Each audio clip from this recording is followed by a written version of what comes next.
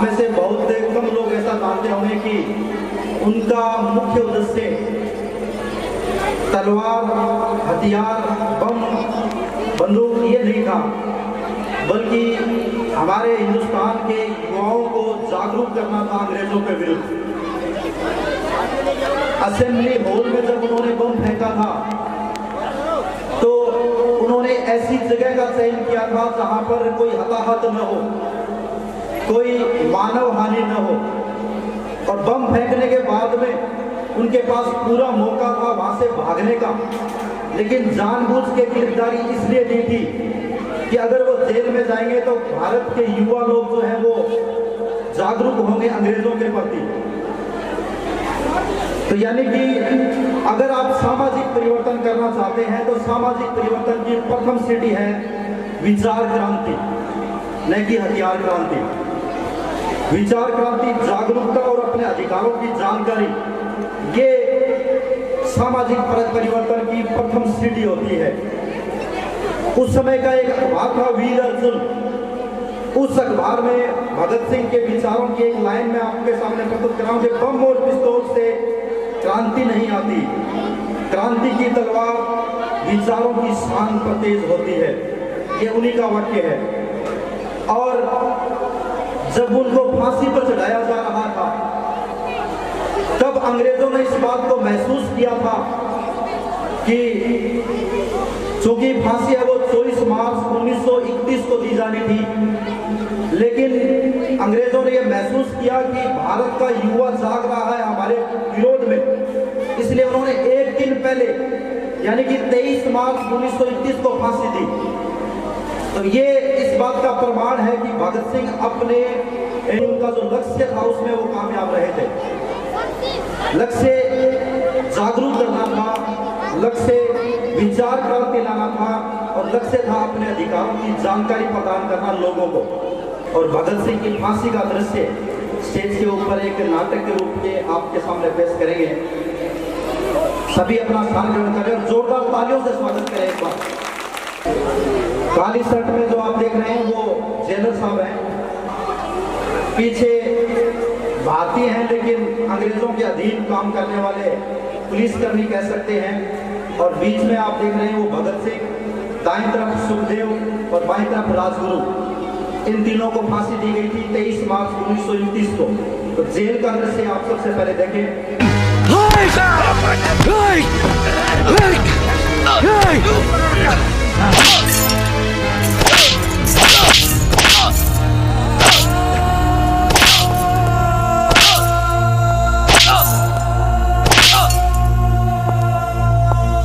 अभी तो सिर्फ 15 दिन हुए हैं। ये बात अच्छी तरीके से समझ लो, तुम्हारी ये भूख हड़ताल तोड़ने के लिए मुझे जो कुछ भी करना पड़े जरूर करूंगा। अब बोलो, क्या जवाब है तुम्हारा?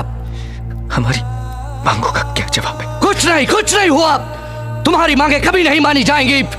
जैसा निजाम चलता आ रहा है वैसा ही चलता रहेगा बस।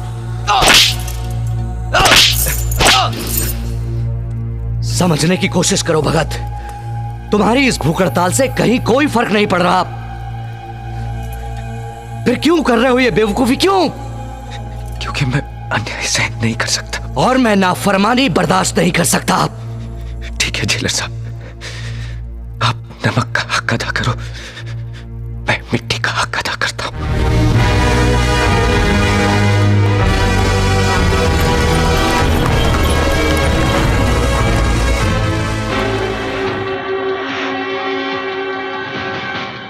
हुकूमत के बाजुओं को पकड़ने की कोशिश मत करो भगत सिंह, तुम्हें उन बाजुओं की ताकत का अंदाजा नहीं।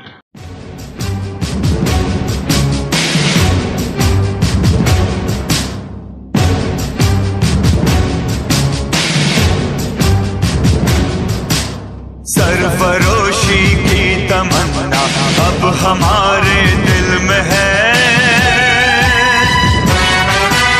सरफरोशी की तमन्ना अब हमारे दिल में है, सरफरोशी की तमन्ना अब हमारे दिल में है, दिल में है। देखना है जोर कितना बाजुए का दिल में है,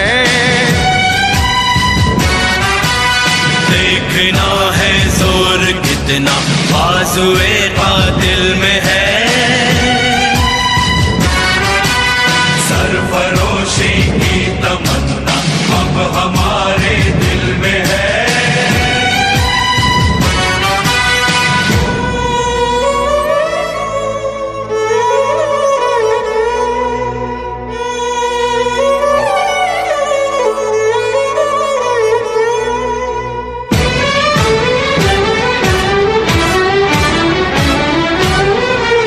वक्त आने पर बता देंगे तुझे ऐ आसमां, वक्त आने पर बता देंगे तुझे ऐ आसमां, वक्त आने पर बता देंगे तुझे ऐ आसमां।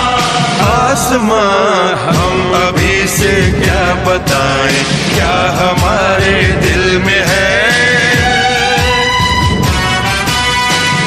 अभी से क्या बताएं, क्या हमारे दिल में है, सरफरोशी की तमन्ना अब हमारे दिल में है।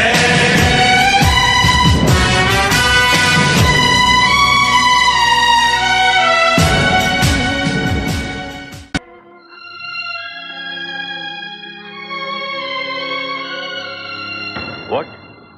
भगत सिंह, सुखदेव और राजगुरु को आज फांसी दे रही है? गवर्नमेंट ने भगत सिंह, सुखदेव और राजगुरु को फांसी एक दिन पहले देने का फैसला किया है। Today hang them till death. मैं इस फैसले की वजह जान सकता हूँ? पूरा कंट्री आज रात भर जागने वाला है। सबका निगाह भगत सिंह के फांसी पर है। लाहौर के सब लोग मॉर्निंग तक जेल के बाहर जमा हो जाएगा, लेकिन भगत सिंह के डेड बॉडी के साथ लोग जुलूस निकाले। गवर्नमेंट इसका परमिशन किसी हाल में नहीं दे सकता। सिक्योरिटी के लिए बहुत बड़ा खतरा हो जाएगा। मतलब भगत सिंह मरने के बाद भी ब्रिटिश हुकूमत के लिए खतरा है? सर, वक्त से पहले फांसी देना कानून के खिलाफ है। हिस्ट्री में आज तक कभी ऐसा नहीं हुआ। गांधी जी और लॉर्ड इरविन के बीच जो समझौता हुआ है, उसके मुताबिक भगत सिंह को भी रिहा कर देना चाहिए। He is also a political prisoner. Have you lost your bloody mind? तुम भगत सिंह को रिहा करने के बारे में सोच भी कैसे सकता है? मैं सोच सकता हूं क्योंकि मैं सच जानता हूं, और सच ये है कि हम में से किसी ने भी उसे बचाने की कोशिश नहीं की, और अंग्रेज हुकूमत इस बात का फायदा उठाकर भगत सिंह की बलि चढ़ा रही है। सर, ये उस मासूम नौजवान के साथ सरासर नाइंसाफी है। मत बोलो जेलर। जस्टिस इनजस्टिस तय करना हमारा काम है। कानून हम बनाते हैं और हम जब चाहे उस कानून को तोड़ सकते हैं। अंडरस्टैंड? तुम सरकार का नौकर है। सरकार के ऑर्डर पर सवाल करने का हक तुमको नहीं है। ऑर्डर को फॉलो करना तुम्हारा काम है। Now just do that. Yes sir.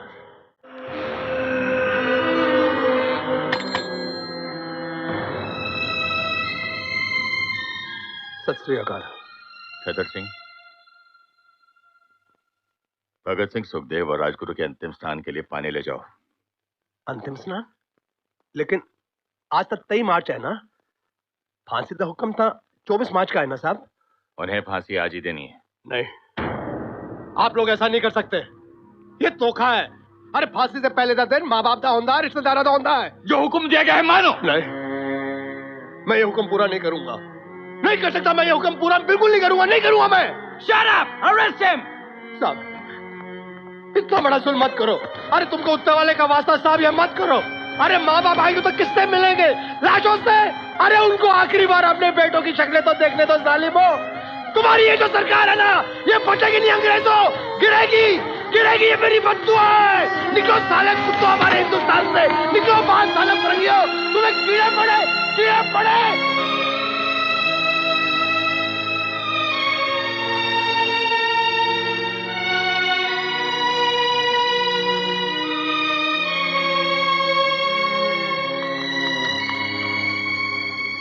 Bhagat Singh दफा 121 और दफा 302 के तहत फांसी। All 3 to be hanged by the neck till they are dead.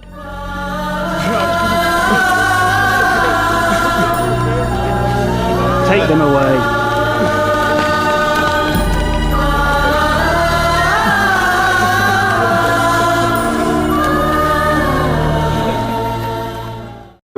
अर्थियां जब उठेंगी शहीदों की ओ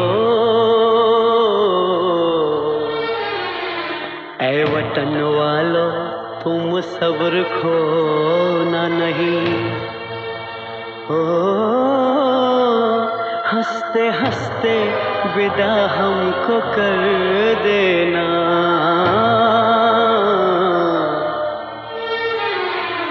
आंसुओं से आंखें भिगोना नहीं इतना वादा करो जब आजादी मिले इतना वादा करो जब आजादी मिले याद करना हमें भूल जाना नहीं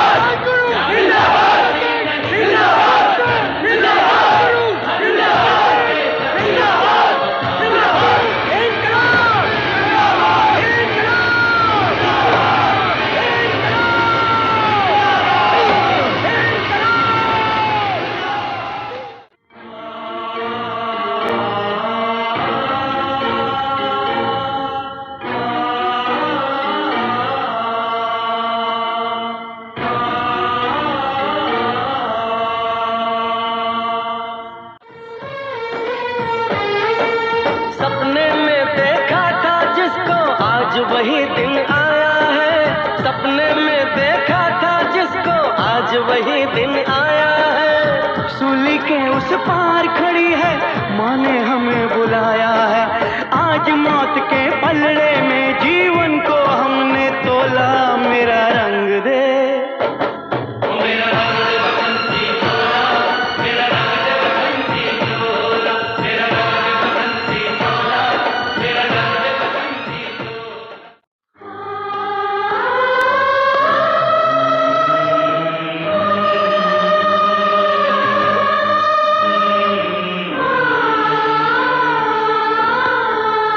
Separate them!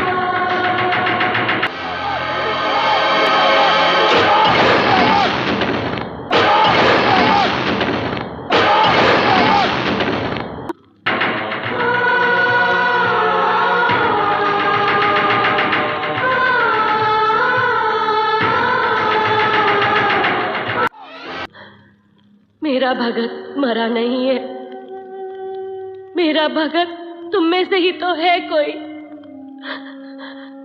कौन है वो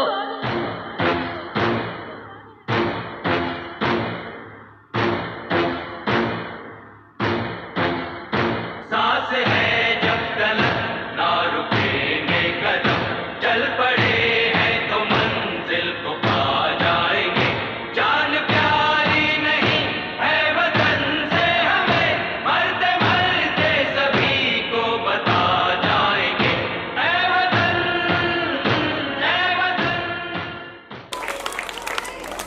दो तीन दिन की बच्चों की तैयारी और सबसे इम्पोर्टेंट बात यह कि इस नाटक को तैयार करने के लिए अलग अलग फिल्म से अलग अलग सीन काम के और उसको तैयार करने में लगभग 8-10 घंटे लग जाते हैं तो जिस तरह से बच्चों ने पेश किया है